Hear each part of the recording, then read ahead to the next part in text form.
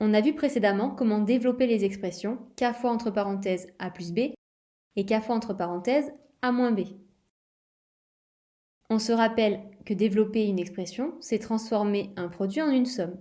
Et bien factoriser, c'est faire le travail inverse, c'est-à-dire partir de la somme pour retrouver le produit.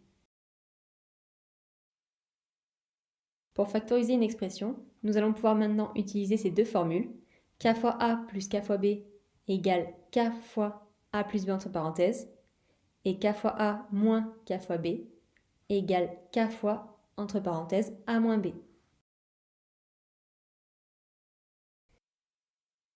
Dans cette expression, on voit que 2 est un facteur commun aux deux termes 2 fois y et 2 fois 10.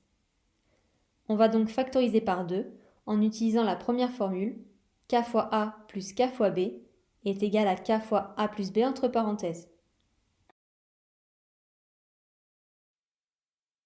Il ne reste plus qu'à remplacer les variables de la formule par leur valeur, puis à simplifier le résultat en supprimant le signe fois devant la parenthèse.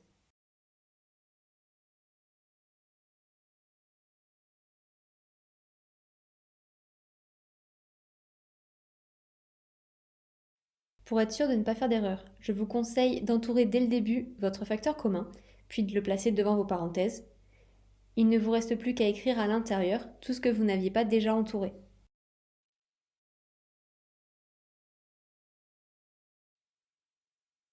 Dans l'exemple B, le facteur commun n'est pas écrit, mais on se rend compte facilement que les deux termes 5 fois y et 45 sont tous les deux des multiples de 5, puisque 45 est égal à 5 fois 9. On va pouvoir factoriser par 5 en utilisant la deuxième formule, k fois a moins k fois b est égal à k fois, entre parenthèses, a moins b.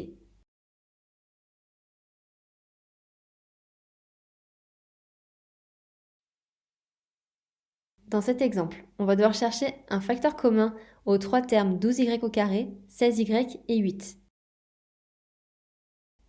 On va donc chercher une table dans laquelle apparaissent les nombres 12, 16 et 8.